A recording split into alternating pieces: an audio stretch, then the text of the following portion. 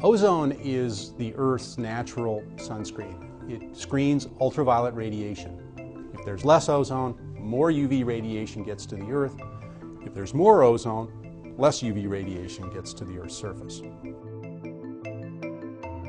There are a few ingredients to the Antarctic ozone hole.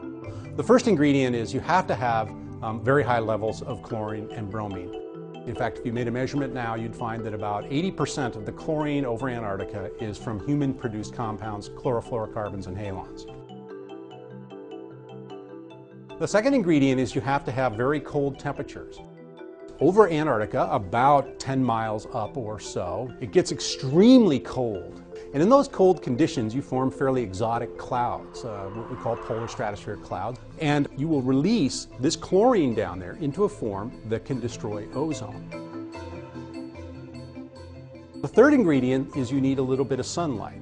The sunlight appears over Antarctica in August, September, and just that little bit of light provides the energy to drive what's called the catalytic reaction, in which one chlorine molecule can destroy thousands and thousands of ozone molecules until finally 100% of the ozone in that layer from 50,000 to 80,000 is destroyed.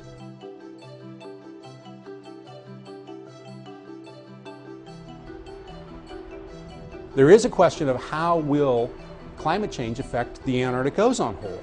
And in fact, there's some questions about whether as it gets colder, you can make the ozone hole last longer.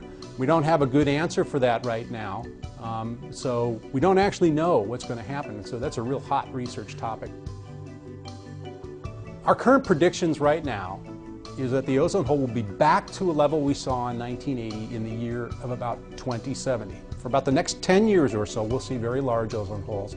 And then after about 2017, 2018 in there, they'll start getting smaller and smaller and smaller. And by 2070, should be back to a 1980 level.